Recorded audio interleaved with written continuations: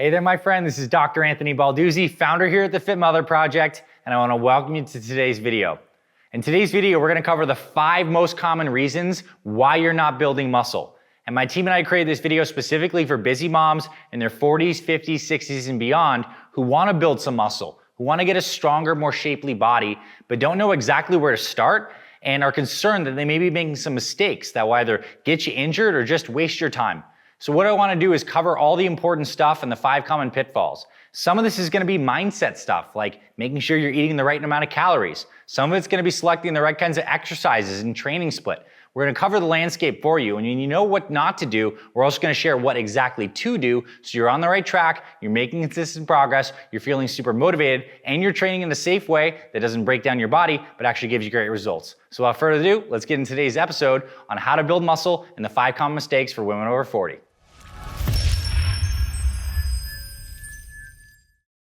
Reason number 1 is you're not eating enough calories, and you're actually probably not eating the proper muscle building foods. And this is super important, especially as we're over 40, because we know the metabolism slows down. And so you need to eat enough foods to keep you anabolic and create this muscle building environment. Especially if you've just come off a weight loss phase or you've been through a weight loss journey previously, a mindset shift has to happen here where you need to start eating more food. And you may feel a little concerned about that because you run the risk of putting on some more weight. And that's something you must get over. Because the simple fact is, if you undereat on the calories and you hit the gym and you're trying to lift heavier weights and get stronger, you're not going to be creating that anabolic environment that's required for growth. Because you could be lifting super heavy weights at a calorie deficit and you're still on a cutting plan. Yes, your body composition may improve some, but you're not going to be building muscle at the rate that you want. So here's a couple specific recommendations for you to help. The first thing is I recommend that you get a big post-workout meal. So this is a bigger post-workout meal than you would have had if you were ever in a weight loss or cutting phase. After exercise, I want you to get at least 500 calories, but probably up to 1,000 calories. After workout, it's a really special time to get calories in. You get this nutrient partitioning effect because after you lift weights, your muscles actually become sponges for carbohydrates. So don't be afraid to have some carbs after training. Your body will suck that up. And actually, when you get a rise of insulin after exercise, it's very beneficial because as insulin rises, it actually squashes that stress hormone cortisol. Cortisol is one of our main catabolic hormones. We're going to talk about that a little later in the video. When cortisol comes down, insulin goes up. Insulin actually drives some of these cellular signals for muscle growth. It stimulates something called mTOR that increases protein synthesis. So that big post-workout meal is fantastic. And what I used to do when I was actually a competitive bodybuilder is I'd start off the post-workout meal with a bunch of fruit. I would pick one type of fruit and I'd get at least 50 grams of carbs from that. And then I would pair that with some kind of protein, like a whey protein. It can be a plant-based protein. And I typically throw 3 to 5 grams of creatine in that shake as well. And that did not really fill me up, but it gave me a boost of like 300, 400 calories. And then around 30 minutes later, I had a big proper meal. And then I got around 1,000 calories. And the reason simply prioritizing more calories in the post-workout meal is great is you can have the same breakfast that you had when you were on a weight loss phase and the same dinner, but if you have a big post-workout meal, you've just bumped your calories up and you're going to be in a more anabolic environment. Another thing to consider when you're setting up your nutrition plan is to set a protein target and focus on at least hitting that. Now, protein is key for muscle building. A lot of us have heard this, and a general target that could be good for most people is to take around 0.75 to 1 gram per pound of body weight. And for many people, this is going to be around 150 to 200 grams of protein. And this is a good target, but protein alone is not enough to build muscle, but it's going to be helpful. And if you base your meals and spread that protein throughout the day, it might look like you have 3 meals with around 50 grams of protein in them, and that's great. And then you can fill in the rest of the calories with healthy carbs and healthy fats. And if you're the type of person who likes to get really specific and track things, you can scroll in the description of this video. We have a free calorie calculator that shows you exactly how many calories we recommend you eat for muscle building, and it actually breaks it down into the kind of macros that we recommend as a split. But the thing is, you don't actually need to track this stuff to the gram to build muscle, but if you find as you're going throughout the week and you're weighing yourself that you're not gaining any weight, then you do need to increase the calories. And I think the first place is bump your protein up, and then past there, you bump your healthy carbs and your healthy fats. Now, the next reason why you're not building muscle is you're probably designing your own workout program.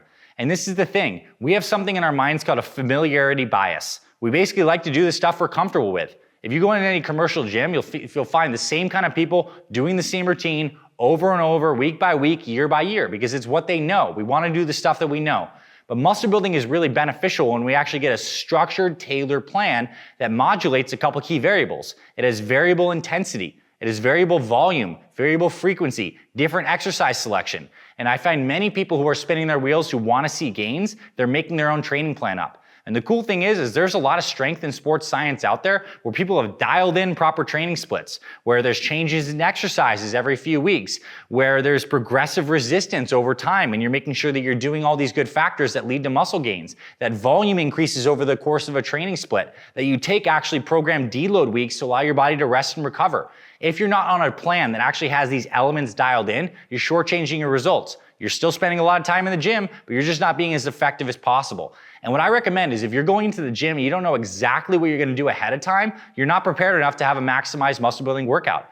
In fact, in some of the programs that we design for our fit fathers and fit mothers, everything is laid out set by set, rep by rep, even down to the warm-up sets. And the reason that's so motivating is imagine going into the gym, getting a program that you know is based on good periodization and science, and you just check the boxes and you follow through. And then you know, next time you get into the gym, you can look back. That's what I did. Now I'm gonna go for this target this week. And now you're starting to get progressive resistance over time. You're gonna kick in muscle building. So if you're designing your own workouts, chances are you're shortchanging your results.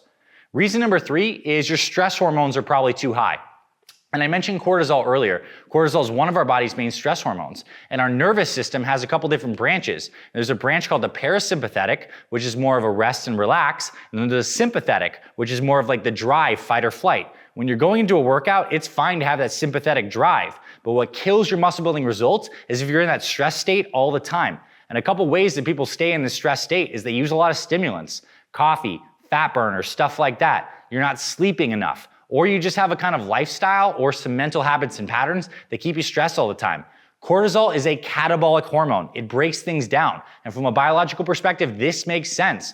We've all heard the example of you're being chased by a saber-toothed tiger or something like that. It's good to have cortisol surging through your body, increasing your blood pressure, breaking down carbohydrates from your muscles, giving you early energy to run.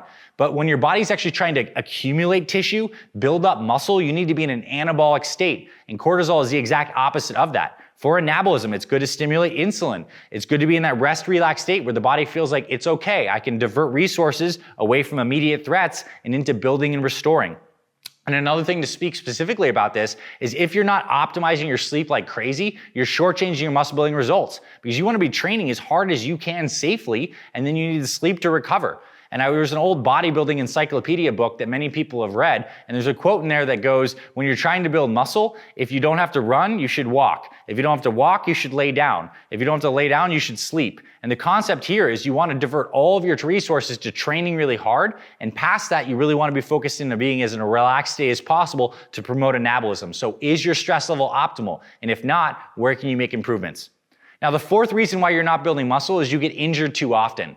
And this is so key because look, muscle building is a progressive ongoing process. And if every few months you're getting hit with some kind of joint injury or stuff's not feeling good, it can be super demotivating and you have to take a lot of time off and you're not able to be progressively resisting on these exercises and getting stronger.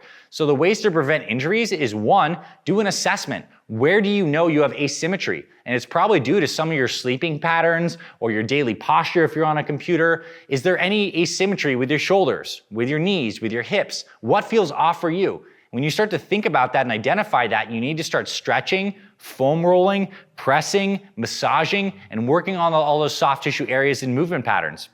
Specifically, a good time to do it is before your actual workouts so that you're really primed, so you get better movement patterns and you really work out every area. If you have shoulder problems, you need to be spending 5 to 10 minutes foam rolling that shoulder, doing shoulder circles, maybe doing some band work like this. If you have knee problems, you need to be going on YouTube, whether it's our channel or other great channels, and doing some of these knee exercises, strengthening your anterior tibialis muscle, doing some of these knees over toes type stuff to really get your knees ready and primed.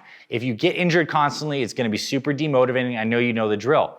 Another good idea too is to take some natural anti-inflammatories. And I'm not talking about prescription anti-inflammatories or Advil, Tylenol, or any of that kind of stuff. I'm talking about things like fish oil, things like curcumin, maybe some joint supplements and support. Anything you can do to support your joints, especially over 40, is going to be key for muscle building because when the joints are healthy and then the muscles are nice and fluid and you're doing some stretching and rehab work, you're going to be in great shape. And if you want something to do on the days where you're not working out, take a walk, do some stretching and foam rolling. Press on any tissue that's tight, move it around. I know for me, because I do a lot of work on a computer, oftentimes I'm sitting like this and I have this right trap and then my neck's stuck like this. And I need to open that stuff up before I train because then I perform a lot better. And the final reason, number 5, that you're not building muscle fast enough is you're simply impatient.